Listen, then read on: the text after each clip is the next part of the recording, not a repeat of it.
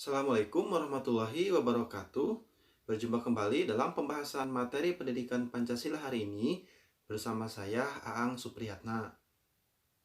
Pada kesempatan kali ini kita akan membahas mengenai materi dinamika Pancasila sebagai sistem etika. Yang pertama kita bahas mengenai argumen tentang dinamika Pancasila sebagai sistem etika. Dinamika Pancasila sebagai sistem etika kita lihat dari beberapa sudut pandang atau beberapa orde. Yang pertama dari masa Orde Lama, kemudian Orde Baru, dan Orde Reformasi. Yang pertama kita bahas dari masa Orde Lama. Pada masa Orde Lama, pemilu diselenggarakan dengan semangat demokrasi yang diikuti oleh banyak partai, tetapi dimenangkan oleh 4 partai, yaitu Partai Nasional Indonesia atau PNI, Partai Muslimin Indonesia atau Parmusi, Partai Nahdlatul Ulama atau PNU, dan Partai Komunis Indonesia.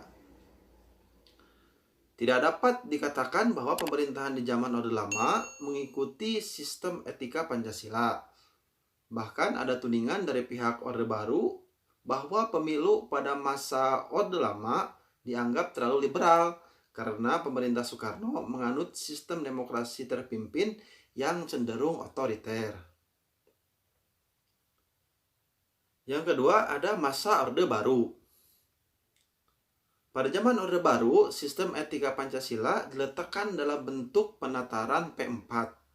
Pada zaman Orde Baru itu pula muncul konsep manusia Indonesia seutuhnya sebagai cerminan manusia yang berperilaku dan berakhlak mulia sesuai dengan nilai-nilai Pancasila. Manusia Indonesia seutuhnya dalam pandangan Orde Baru artinya manusia sebagai makhluk ciptaan Tuhan yang Maha Esa yang secara kodrati bersifat monodualistik, yaitu makhluk rohani sebagai makhluk hidup atau sebagai makhluk jasmani, kemudian ada makhluk individu yang juga sekaligus sebagai makhluk sosial.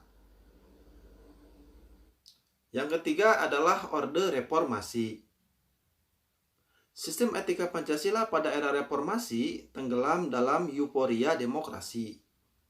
Namun, seiring dengan berjalannya waktu, disadari bahwa demokrasi tanpa dilandasi sistem etika politik akan menjurus pada penyalahgunaan kekuasaan serta machiavellisme atau menghalalkan segala cara untuk mencapai tujuan. Selanjutnya kita bahas mengenai argumen tentang tantangan Pancasila sebagai sistem etika. Nah, apa saja tantangannya? Mari kita bahas. Yang pertama, tantangan terhadap sistem etika Pancasila pada zaman Orde Lama berupa sikap otoriter dalam pemerintahan sebagaimana yang tercermin dalam penyelenggaraan negara yang menerapkan sistem demokrasi terpimpin. Hal tersebut tidak sesuai dengan sistem etika Pancasila yang lebih menonjolkan semangat musyawarah untuk mufakat. Yang kedua, tantangannya adalah sikap korupsi, kolusi, dan nepotisme atau KKN. Yang ketiga, tantangan terhadap sistem etika Pancasila pada era reformasi berupa euforia kebebasan berpolitik sehingga mengabaikan norma-norma moral. Misalnya, munculnya anarkisme yang memaksakan kehendak dengan mengatasnamakan kebebasan berdemokrasi.